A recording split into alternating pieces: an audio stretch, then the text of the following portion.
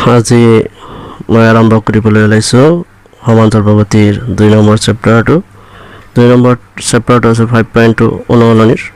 ইয়াত এটা ফৰ্মুলা দিয়া আছে এই ফৰ্মুলাটো আপোনালোকে অলপ ভালদৰে বুজিবলৈ চেষ্টা কৰিব ফৰ্মুলাটো কিভাবে কৈছে এইখিনি যে ইয়াত কেইটামান সংখ্যা দিয়া আছে an equal to a plus n minus 1 d তো ইয়াত a n টো কি বুজাইছে a কি বুজাইছে n কি বুজাইছে d কি বুজাইছে আমি আগৰ ক্লাছটোত বুজাইছিলো যে a কি বুজাইছিল এটো আপোনালোকে নিশ্চয় জানে এটো আছিল প্ৰথম পদ আৰু d টো আছিল কি যে সাধাৰণ অন্তৰ এতিয়া দেখুন নতুন বস্তু এটা আহিল কি a n টো হ'ব একেবাৰে শেষৰ পদ বা অন্তিম পদ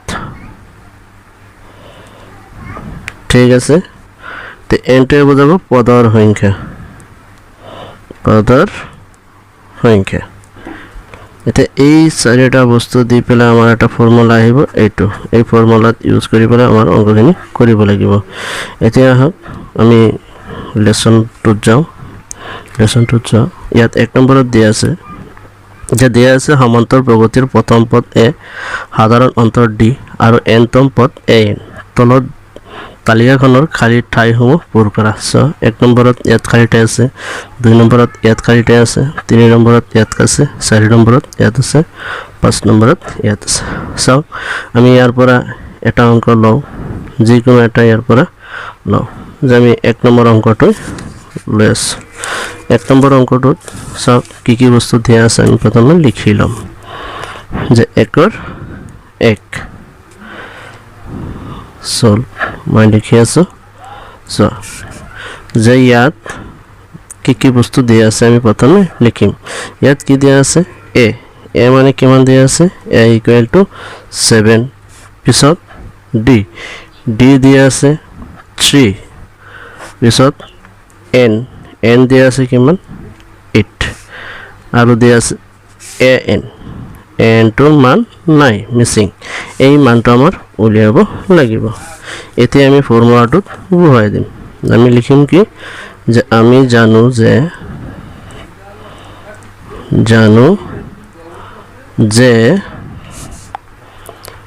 a n equal to a plus n minus 1 d এটো ফৰ্মুলা আছে ইয়াত আমি যাৰ ঠাইত আমি মানখিনি বহাই দিম তেছৱা a n নৰ মান দিয়া নাই আমি ইয়াত ৰাখি দিছো এর মান দিয়া আছে কিমান 7 আমি ইয়াত লিখি দিছো প্লাস n এর মান দিয়া আছে কিমান 8 আমি ইয়াত লিখি দিছো মাইনাস 1 ইনটু d মানটো কিমান আছে ইয়াত 3 আছে লিখি দিলো এতিয়া 7 প্লাস 8 এর পৰা 1 গৰা থাকিব কিমান 7 ইনটু 3 এতিয়া আমি লিখিম কি যে 7 প্লাস 7 3 গুণ কিমান 21 তেছৱা কিমান হ'ব তে দুটা আমি যদি যোগ কৰি দিও কিমান হ'ব 28 থেকে আমি পাই গলো যে an equal to 28 পালো ঠিক আছে তেতিয়া তাৰ পিছৰ অংকটো চাও যে ইয়াত আছে কিমান 2 নম্বৰত -18 d এর মান নাই এর মান n এর মান আছে 10 n এর মান 0 এখানে তোমালোকে নিজে কৰিবা ঠিক আছে এতিয়া আমি আহো 2 নম্বৰৰ অংকলৈ 2 নম্বৰত দিছে যে তলৰ প্ৰতিটো শুদ্ধ উত্তৰ বাছি উলিওৱা আৰু কাৰণ দৰ্শোৱা ইয়াৰ পৰা আমাৰ শুদ্ধ উত্তৰটো বাছি উলিয়াব লাগে ইয়াত দিয়া আছে 10 7 4 ... এই সমান্তৰাল প্ৰগতিটোৰ 30তম পদটো নিৰ্ণয় কৰিব লাগে এটো তোমাৰ 2019 চনত পৰীক্ষাত আহিছিল ফাইনাল পৰীক্ষাত আহিছিল এই অংকটো আমি কৰো চাও যে 2 1 নম্বৰটো আমি কৰিম 2 1 নম্বৰটোত সমান্তৰাল প্ৰগতিটো দিয়া আছে সমান্তৰাল প্ৰগতিটো দিয়া আছে কিমান যে 10 7 4 এনেকৈ দিয়া আছে আমাৰ উলিয়াব লাগে কিমান 10তম পদটো 30তম পদটো তম পথ আমাৰ নিৰ্ণয় কৰিব লাগে এতিয়া আছে ইয়াৰ পৰা আমি কি দিয়া আছে আমি প্ৰথমে এখানে লিখি লম যে ইয়াত a মানে প্ৰথম পদটো কিমান দিয়া আছে 10 পিছত সাধাৰণ অন্তৰটো আমি ইয়াৰ পৰা উলিয়াই লম যে d মানে কি আছিল যে দ্বিতীয় পদটোৰ পৰা প্ৰথম পদটো বাদ দিব লাগে দ্বিতীয় পদটো 7 - 10 ইকুৱেল টু কিমান ওলাব যে 10 ৰ পৰা 3 গলে কিমান থাকিব -3 এতিয়া আছে ইয়াত 30 তম বুলি কৈছে তেতিয়া হলে আমাৰ উলিয়াব লাগিব কি 30 নম্বৰ পদটো আমাৰ উলিয়াব লাগিব ইয়াত 30 এইখিনি এতিয়া আমি ফৰ্মুলাটোত বহুৱাই দিম যে আমি কি জানো লিখি দিম যে আমি জানো যে an equal to a plus n minus 1 d yes a 30 আমি ইয়াত বহুৱাই দিলো a 30 মানে কাৰ মানটো হ'ব n ৰ মান হ'ব equal to যে a সরি এর মানটো দিয়া আছে কিমান 10 আমি ইয়াত লিখি দিলো প্লাস n মানে কিমান হ'ব 30 ইয়াত বহুৱাই দিছো -1 পিছত আহিব কি d এর মানটো ইয়াত আমি কিমান পালো -3 যে -3 আমি ইয়াত বহুৱাই দিলো এতিয়া চোৱা 10 প্লাস ইয়াৰ পৰা যদি আমি এটো ভাগ দিও 30 ৰ পৰা 1 বিয়োগ কৰিলে কিমান হ'ব 29 ইনটু -3 এতিয়া চোৱা 10 প্লাস এতিয়া আমি দুটা যদি আমি পূৰণ কৰো কিমান হ'ব 29 ৰ লগত আমি 3 পূৰণ কৰিম 3 9 27 7 থাকিব 2 3 2 গুণ 6 আৰু 2 8 6 ইয়াত মাইনাস এটা আছে সেই কাৰণে ইয়াত মাইনাসটো আহি যাব -87 এতিয়া চোৱা মাইনাসৰ 87 আৰু প্লাসৰ কিমান আছিল 10 এতিয়া হলে আমি লিখি দিম কি যে -77 এতিয়া তোমালোকে চাব পাৰা যে ইয়াত কি আছে দিয়া আছে কি সো ইয়াত এটো আছে আমাৰ ৰিজাল্টটো কিমান হ'ল 77 মাইনাসৰ মানে এটো হ'ব আমাৰ ৰিজাল্ট তাৰ পিছৰটো তোমালোকে কৰিবা এতিয়া আমি তাৰ পিছৰটোত যাও 3 নম্বৰত কেইটামান অংক ইয়াত দিয়া আছে ইয়াত কিছুমান বিলুপ্ত মানে লুপ্ত গড় আছে এই গড় কেইটা তোমাৰ মানখিনি বহুৱাব লাগিব সো ইয়াত দিয়া আছে মই এটা ইয়াৰ পৰা এটা অংক আমি কৰি দি আছো তোমালোকে চাবা ইয়াৰ পৰা এই 2 নম্বৰ অংকটো কৰো 3 ৰ 2 নম্বৰ চোৱা কি দিয়া আছে এটো আমি যদি a1 বুলি ধৰো এটো কি হ'ব a2 এটো a3 এটো কি হ'ব a4 সো আমাৰ ইয়াত কি দিয়া আছে এটা আমি ইয়াত লিখিম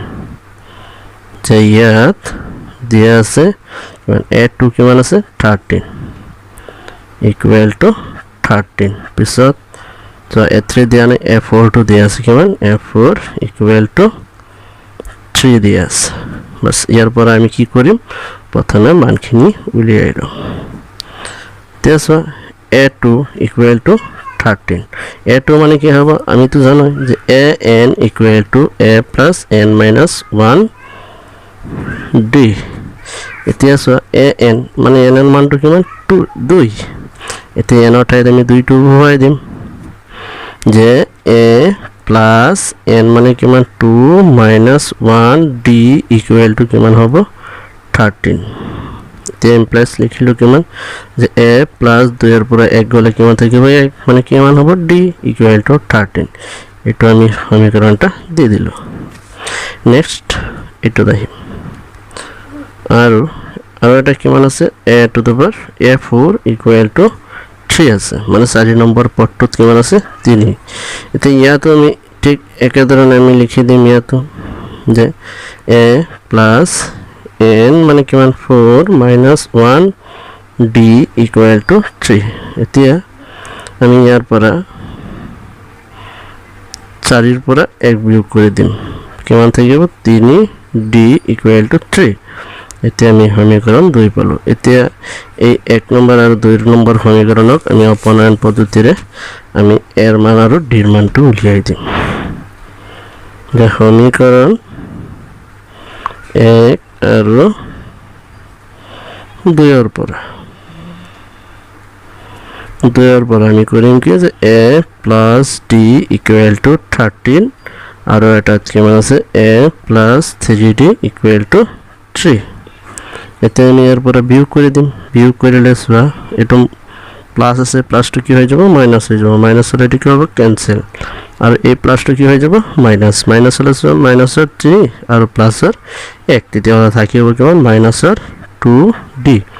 ইকুয়াল টু সোয়া এটা কি হবে মাইনাস মাইনাস হলে প্লাস আর 13 এর পরে মাইনাস আর 3 বাদ দিলে কেমন থাকিব 10 তাহলে d ইকুয়াল টু কেমন হবে 2 টু ইয়াত পূরণ আছে এবারে হলে কি হয়ে যাব হরণ 10 তৃতীয় 2 যাব 10 5 বার তাহলে থেকে d এর মানটা কেমন হবে -5 এতে আমি এই d এর মানটা আমি 1 নম্বর বা 2 নম্বর সমীকরণে বসাই দিই থেকে d equal to -5 আমি একটা সমীকরণত বহাই দিম সমীকরণত বহুয়াই পাম 1 নম্বর সমীকরণটো কি আছে a plus d আমি ইয়াত লিখি দিম যে a plus d equal to 13 এতে আমি ইয়াত বহুয়াই দিও a plus d মানে কেমন আছিল -5 equal to 30 যেসব -5 টু যদি আমি ফরলে যাও কি হবে প্লাস হয়ে যাব তো a equal to 13 এটা ফরলে নিলে কি হবে +5 implies a equal to হয়ে যাবে কেমন 18 এখানে পাই গেল এতে আমি করিম কি যে পিছত আমার যিখিনি মান উলিয়াই বলে দিছিলে প্রথম পদ আর তৃতীয় পদটো আমি উলিয়াই দিম মানে ইয়াত লাগিব এতিয়া প্রথম পদটো হবে a equal to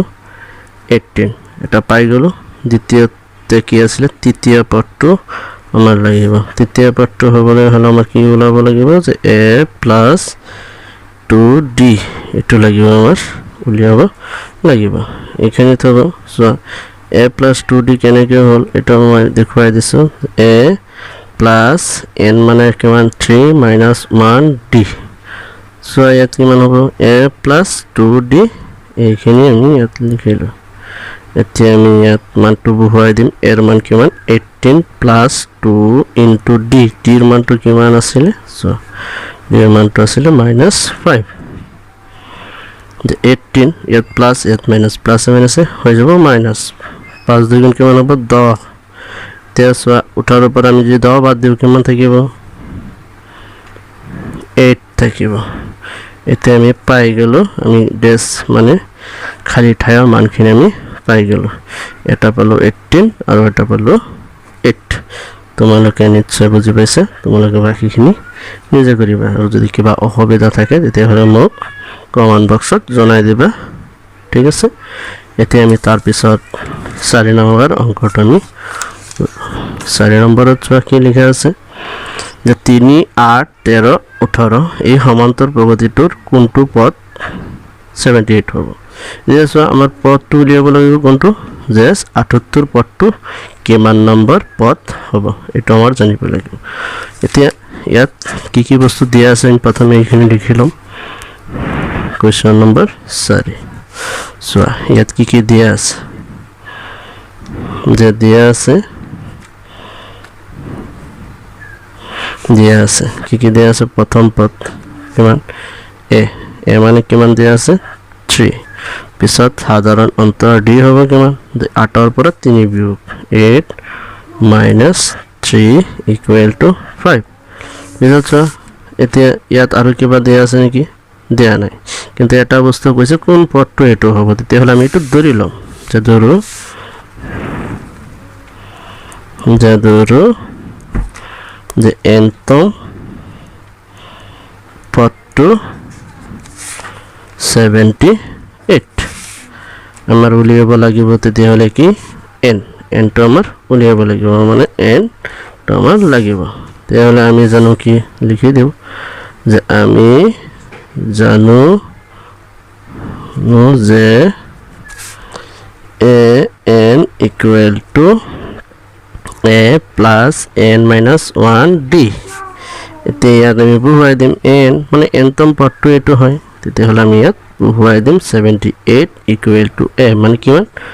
3 plus n ৰ মান দিয়া নাই তেতিয়াহ'লে n মাইনাছ 1 d ৰ মানটো কিমান 5 বহুৱাই দিলো এতিয়া ইয়াত আমি কি কৰিম যে 78 এটো আমি যদি এফালে লৈ আহো তেতিয়াহ'লে কি হ'ব মাইনাছ হৈ যাব 3 ইকুৱেল টু থাকিব কিমান যে n মাইনাছ 1 ইনটু 5 এতিয়া যদি আমি ইয়াত মাইনাছ কৰি দিও কিমান হ'ব 78 মাইনাছ 3 কিমান হ'ব 75 ইকুৱেল টু হ'ব n মাইনাছ 1 ইনটু 5 এতিয়া ইয়াত পূৰণ আছে এফালে আনিলে কি হ'ব হৰণ হৈ যাব যে 75 ডিভাইডেড বাই কি হ'ব 5 ইকুৱেল টু কি হ'ব n মাইনাছ 1 এটো হ'ব ইয়াত কিমান বাৰ যাব 5 যাব ইয়াত 15 বাৰ 5 15 গুণ 75 হয় তেতিয়াহ'লে ইয়াত থাকিব 15 ইকুৱেল টু n মাইনাছ 1 তেতিয়া আমাৰ লাগিব কি n তেতিয়াহ'লে এটো ইয়াত আহি যাব প্লাস 15 ইনটু মাইনাস 2 এফালে আহিলে কি হ'ব plus 1 equal to n equal to কিমান হ'ব 16 এতিয়া আমি পাই গ'ল তেতিয়াহ'লে এই সংখ্যাটো কি হ'ব n তম পদটো মানে কিমান এতেকে যে 16 তম পদটোই হ'ব পদটো হ'ল 78 আমি ৰিজাল্টটো পাই গ'লো